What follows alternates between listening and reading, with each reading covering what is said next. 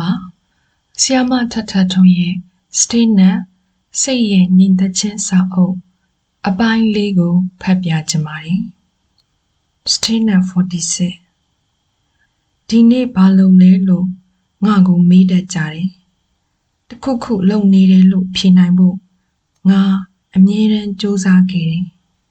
ဖြစ်နိုင်ရင်အကြီးကြီးတွေဖြေနိုင်ခြင်းတာပါပဲလူတွေအားကြတာခံခြင်းလို့လေသူများတွေမလုပ်နိုင်တာငါလုပ်နိုင်တယ်လို့ဖြစ်ချင်လိုက်တာအရင်တုန်းကပေါ့ခုတော့ပဒင်းမောက်နားကခုံလေးမှာမျက်လုံးတွေမှိန်ပြီးအကြာကြီးထိုင်နေအကယ်၍အခုနေတယောက်ယောက်ကဘာလုပ်နေလဲလို့မေးရင်ဘာမှမလုပ်ဘဲနေဖို့စူးစမ်းနေတယ်လို့ပြန်ဖြေမယ်ဟုတ်တယ်ဘာမှမလုပ်ဘဲလဲငြိမ်းငြိမ်းချမ်းချမ်းရှိနေနိုင်တာဟာရင့်တန်လာတဲ့ငြိမ်သက်မှုလို့ငါခံစားတတ်လာပြီမို့လို့လေ Stay 47ဘာမှမဖြစ်တယ်လို့နေတတ်တဲ့ငါကိုမကြည်မနှံများဖြစ်နေသလားငါရဲ့အရှိအတိုင်းထုတ်ပြဖို့ထက်ငြိမ်သက်နေဖို့ကိုသာပိုလိုချင်မိတယ်ဒါဟာငါရဲ့အားသာချက်မဟုတ်သလိုချိုးယွင်းချက်လို့လည်းမထင်ပါဘူးအားသိမ့်ခြင်းလျင်းမရှိတဲ့စိတ်နဲ့ဘဝတစ်ခုလုံးကိုဖြတ်တန်းသွားရမယ်ဆိုရင်ငါသိပ်ပြောမိမှာပဲရောက်ရက်ခတ်ဖို့ဆွဲဆောင်မှုတွေများလို့နဲ့လောကကြီးမှာငြိမ်သက်မှုတစုံတစခံစားမိတယ်ဆိုရင်ငါသိပ်ကျဉ်းနှံ့မိမှာပဲ Stay 48ငါကိုချစ်ကြတဲ့သူတွေဟာချစ်တဝက်မုန်းတဝက်ပါသူတို့ဘာဖြစ်လို့အပြည့်အဝမချင်နိုင်တာလဲဆိုတာငါသိပါတယ်ဒါဟာသူတို့အပြစ်တော့မဟုတ်ပါဘူးငါကိုကလွတ်လပ်မှုကိုမလွန်နေငါကိုကငါမျောမှန်းချက်တွေနောက်ကောက်ကောက်ပါလွန်နေငါကိုကအချစ်ကိုရောင်ရဲလွန်နေ Stay 49ကျေးဇူးတရားဆိုတာလေးလံနေဒါကြောင့်ပဲကျေးဇူးကိုလင်းလင်းမြန်းမြန်းမေ့ဖြောက်ပြစ်ချင်တတ်တာတဘာဝကြပါတယ်အကယ်၍များကျေးဇူးတရားတွေအကြောင်းလေးလေးလံလံတွေးမိခဲ့ရင်ငါကိုစိတ်ရင်းတဲ့ကထုတ်ပစ်ခဲ့ပါငါဘလို့အကြောင်းတွေကိုမှပြန်ပြောနေမှာမဟုတ်သလိုငါဘယ်သူကိုဘာလို့ပေးဖို့လဲဆိုတာလဲတတိယနေတတ်တဲ့သူမဟုတ်ဘူးငါစိတ်ရဲ့ငြိမ်သက်ငြိမ်းချမ်းမှုအတွက်အဲ့ဒီလိုအရာတွေကိုတွေးနေပြောနေဖို့မလိုဘူး Stay 15စကကြီးစကကျယ်ရီနဲ့လူတွေဂယုစိုက်တာခံရဖို့လုပ်ခဲ့မိရင်ကို့အကြောင်းကိုတွေးမိတိုင်းစိတ်ပြတ်နေရမှာဘဝကိုနေတာပြစားဖို့မဟုတ်ဘူးငါစီကငါရိုးသားမှုကလွဲလို့နောက်ထပ်ဘာမှတောင်းဆိုစရာမရှိပါဘူးလူတွေကိုလည်းကိုယ့်ရဲ့အကောင်းဆုံးကိုအယိုးသားဆုံးပေးလိုက်ပြီးရင်တလောကလုံးကိုမေ့ထားလိုက်တာအကောင်းဆုံးဘဝနေနည်းပဲမဟုတ်လား Stay 51မနှက်မိုးလင်းလို့ငါမှလှုပ်စရာလေးတွေရှိတယ်လို့တွေးပြီးအိပ်ရာထရတာဘယ်လောက်ကံကောင်းလိုက်သလဲရောင်လဲလဲမရီမရစိတ်နဲ့ငါနိုးထမလာရပါစေနဲ့ပြတ်သားတဲ့မနက်ခင်းကိုဖန်တီးမိရပါစေအာမန်ပြည့်တဲ့နေ့လည်ခင်းကိုနေချိုင်းမိရပါစေစိတ်လက်ကြည်သားတဲ့ညနေခင်းလေးမှာချစ်ချင်းမြတ်တာတွေအကြောင်းတွေးတောမိပါရစေတိတ်ဆိတ်တဲ့နှလုံးသားနဲ့ညချက်အချိန်ကားလေးကိုကုန်းဆုံးတတ်ပါရစေအိပ်ပျော်ခါနီးအချိန်လေးမှာ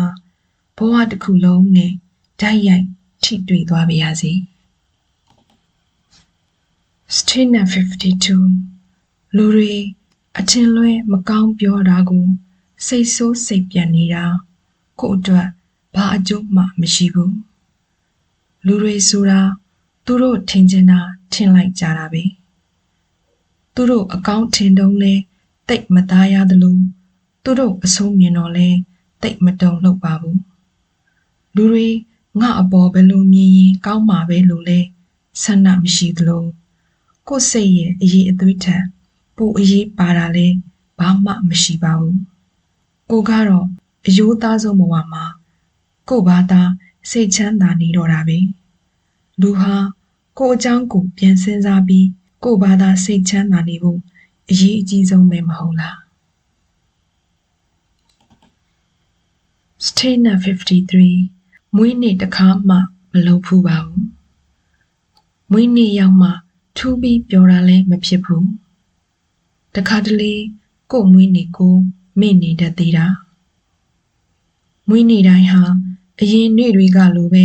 တိတ်တဆိတ်ကုံဆုံးသွားတာပါပဲမွေးနေ့ကြာရင်ပြုဖြစ်တဲ့ဆူတောင်းလေးတော့ရှိပါတယ်မာနနေတဲ့ဘဝမှာအရာအလုံးရဲ့အကန့်အသတ်ကိုသိနာလဲပြီးတော့အကောင်းရောအဆိုးပါမတုံ့လှုပ်တဲ့စိတ်နဲ့မြောက်ကြွမဖြစ်ဘဲအကျိုးရှိတဲ့အလုပ်ကိုလုပ်ရင်းနေထိုင်သွားတတ်ပါရစေလို့ Statement 54ဘဝဟာအတိတ်ပဲရှိသလားလို့ငါကိုမမေးပါနဲ့ကွယ်ဒီမေးခွန်းကိုမမေးဖြစ်တာကြာလှပေါ့အဖြေတွေမလိုအပ်တော့တာလဲကြာလှပေါ့ကောင်းငင်မောကတိမ်တွေကိုမော့ကြည့်ရင်ငါမရှိတော့တဲ့ကဘာကြီးကိုမြင်ကြည့်တတ်နေပြီကံရည်ပြင်းမောတရိပ်ရိပ်ပြေးသွားတဲ့တိမ်တွေကိုကြည့်ပြီးတော့လဲအနာတရဖြစ်အောင်မလုပ်ခဲ့တဲ့ဘဝကိုနှုတ်ဆက်တတ်နေပါပြီဘဝဟာအတိတ်ပဲရှိသလားလို့ငါကိုမမေးပါနဲ့လားကွယ်ဒီမေးခွန်းကိုမလိုအပ်တော့တာကြာလှပေါ့ Statement 55ငါဘဝကတိတ်တိတ်ဆိတ်ဆိတ်ငြိမ်းငြိမ်းချမ်းချမ်းရဲ့ရိုးရိုးရှင်းရှင်းနဲ့ဒုက္ခလည်းအင်မတန်နေပါတယ်ဒီလိုဖြစ်အောင်ပဲစီမံခဲ့ရတာလေညအခါ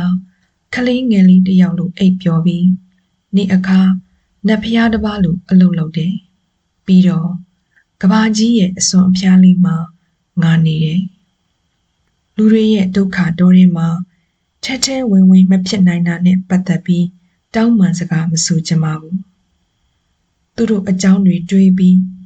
ငါအချင်းချင်းချတဲ့တပ်ပြင်းတွေကိုလည်းဘယ်သူမှမသိစေချင်ပါဘူး Statement 56အကယ်၍ကိုဟာလက်ရှိကိုအရှိအတိုင်းကျင့်တ်နေတယ်ဆိုရင်အတိတ်ကဖြစ်ခဲ့တာတွေအကုန်လုံးကိုလည်းကျင့်တ်တတ်ရမှာပေါ့အတိတ်မှာဘာပဲဖြစ်ခဲ့ဘလို့အဆိုးတွေပဲကြုံခဲ့ပေါ့ဒီအဆိုးတွေသာငါမကြုံခဲ့ဘူးဆိုရင်ဒီလိုအမှားတွေသာငါမမှားခဲ့ဘူးဆိုရင်ဆိုပြီးအတိတ်ကိုပြန်ပြင်ဖို့မကြိုးစားတော့ဘူးမလိုတော့ဘူးလေလက်ရှိကိုကျင့်တ်နေတာပဲအတိတ်ကိုပြန်ပြင်ဖို့မလိုတော့ပါဘူးဖြစ်ခဲ့တဲ့အတိုင်းဟာကျင့်တ်စရာကြီးပါလို့စိတ်တုံးကြာပြီးတဲ့နောက်ငါအသစ်ပြန်လဲမွေးဖွားနိုင်လိုက်ပြီပဲငါအတိတ်ပဲကိုငါရှာတွေ့သွားပြီပဲ Statement 57အခုဆိုရင်ကိုတကယ်ခံစားရတာထက်ပိုပြောမိတာမျိုးကိုရှောင်တယ်ဖြစ်နိုင်သလောက်လျှော့ပြောတယ်လူတွေဟာစကားလုံးတွေသုံးပြီးသူတို့ခံစားချက်တွေကိုအလွန်အကျွံလုပ်ပစ်နေကြတာကိုငါစောင့်ကြည့်တယ်ကိုကျွမ်းကျင်တဲ့စကားလုံးတွေကိုတော့ကိုပြန်လုံးမစားဘူးလို့ကိုပြောထားတယ်ပြီးတော့စကားလုံးလေးတွေကိုဖွာလေးလမ်းလျှောက်တတ်အောင်ငါသင်တယ်အဲ့ဒီတော့ငါနှလုံးသားကဖွာလေးလမ်းလျှောက်တက်လာတယ်နှလုံးသားကဖွာလေးလမ်းလျှောက်တက်ပြီးဆိုရင်ပန်းခင်းတဲ့လမ်းမကြီးပေါ်လာတယ်ဒါဟာလမ်းရဲ့လှုပ်ဝက်ရှက်လို့ငါပြောမယ် Statement 58အချိန်တွေဟာကိုမသိလိုက်ခင်လေးမှာအသားလေးရှော့ထွက်သွားတယ်နေ့စဉ်ဘဝကငါကိုဖီးစည်းလွန်းတယ်လို့တွေးရင်ဆယ်စုနှစ်တွေကတော့ငါအပေါ်အသားလေးကြော်နင်းသွားကြတယ်အချစ်တွေအမုန်းတွေကြားမှာကြားများခဲ့ရတာတွေခက်ရေးရေးသာတတိရတော့တယ် ပျော်ရွှင်မှုတွေနဲ့ခပ်ပြင်းပြင်းပေါ်လာတတ်တဲ့နောင်တတချို့ကလူဘဝရဲ့ခံစားချက်အစစ်အမှန်ကိုပြောပြနေတယ်။ဒီကနေ့နောက်ဆုံးတော့လေအရာအလုံးဟာဘာမှမဟုတ်ပါလားလို့သိသွားရမှာပါ။ဒါပေမဲ့ခုကလေးကငါအဲ့ဒီစိတ်နဲ့နေသွားခြင်းနဲ့ 59လူတွေဟာအစင်တန်းမြင့်တဲ့ဘဝကိုနေကျင်ကြတယ်။အစင်တန်းမြင့်တဲ့ဘဝဆိုတာလူအထင်ကြီးခံရတဲ့ဘဝလို့လူတွေကထင်မိကြတယ်။ဘာဖြစ်လို့ဒီလိုထင်တာလဲဆိုတော့သူတို့နှစ်ခုကထပ်နေလို့ပါ။လူအထင်ကြီးတယ်ဆိုတာကိုခွာချလိုက်ဖယ်ချလိုက်ပါ။အဲ့ဒီအခါကျမှတကယ်အစင်တန်းမြင့်တဲ့ခံစားမှုကိုသိရမယ်။တကယ်အစင်တန်းမြင့်နေဆိုတာဘဝကယူနေတာရှင်းနေတာတန့်နေတာဖြူစင်နေတာငြိမ်းချမ်းနေတာငြိမ်သက်နေတာပါအဲ့ဒီထဲမှာဘဟုတုတ္တတွေအများကြီးရှိတာလည်းမပါဘူးစာအုပ်တွေအများကြီးဖတ်ဖူးတာလည်းမပါဘူးနိုင်ငံပေါင်းစုံရောက်ဖူးတာလည်းမပါဘူးပိုက်ဆံတွေအများကြီးရှာနိုင်တာလည်းမပါဘူးဝင်ငွေတွေအများကြီးရှိတာလည်းမပါဘူးလူသည်များကြော်ကြားတာလည်းမပါပါဘူးတကယ်အစင်တန်းမြင့်တဲ့ဘဝဆိုတာစစ်မှန်ခြင်းရိုးရှင်းခြင်းတန့်စင်ခြင်းစင်ကြယ်ခြင်းငြိမ်းချမ်းခြင်းငြိမ်သက်ခြင်းတွေရှိနေတာကိုခေါ်တာပါ Stillness ငယ်ငယ်ကလေးကယူရမယ့်တာဝန်ကိုအများဆုံးယူတဲ့သူဖြစ်လို့ကလေးဘဝဟာခက်မြန်မြန်ပဲကုန်သွားခဲ့တယ်ကြီးလာတော့လေကိုမစင်မချင်းချမှတ်ထားတဲ့တာဝန်တွေများစွာနဲ့ပြုံမြင့်နှုတ်နယ်ခြင်းတွေဟာအိမ်မက်လိုပဲဖြစ်သွားတယ်။ယူရမယ့်တာဝန်ကိုယူနိုင်တဲ့သူတယောက်ဖြစ်ရလို့ခုချိန်မှာငါစိတ်ကသူ့ဘာသာသူငြိမ်းချမ်းနေပါတယ်။လွတ်လပ်နေပါတယ်။ကိုအကြောင်းကိုပြန်တွေးမိရင်ငါအစွမ်းဒါအကုန်ပဲလားလို့သာမေးမိတယ်။တတ်တာနေရတဲ့ဘဝကိုငါဘယ်တော့မှမတောင်းခံပါဘူးငါအတွေးတွေငါစိတ်နှလုံးတွေပိုပြီးတော့သာ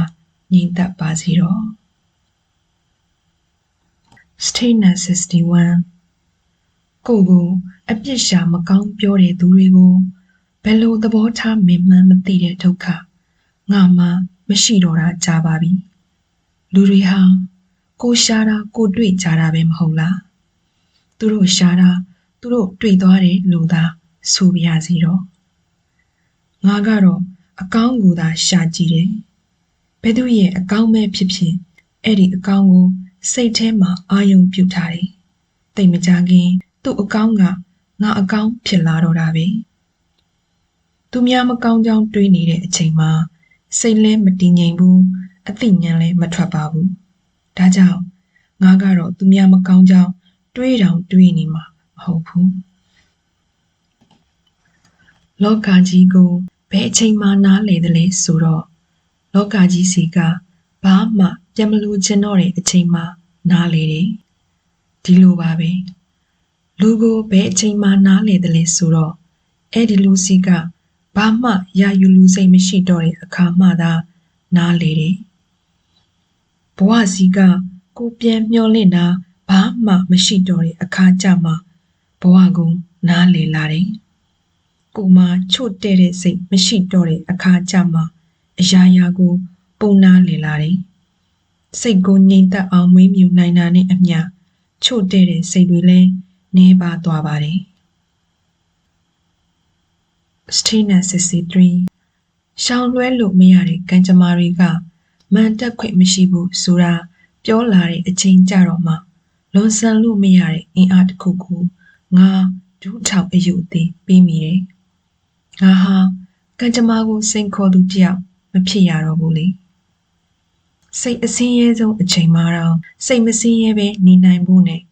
မကြုံရသေးတဲ့ကံကြမ္မာတွေအပေါ်မှာတော့ကြိုတင်ရိုးသေးတဲ့စိတ်ထားရှိဖို့မန်ကိုချလိုက်ပါတယ်ငါကိုငါပြော့ညံ့ခွင့်ပြုလိုက်ပြီးမှငါပိုပြီးခိုင်မာလာတယ်ရှောင်လွှဲလို့မရတဲ့ကံကြမ္မာကို ရိုးသေးတက်လာတော့မှဘဝကိုငါပူနေတက်လာတယ်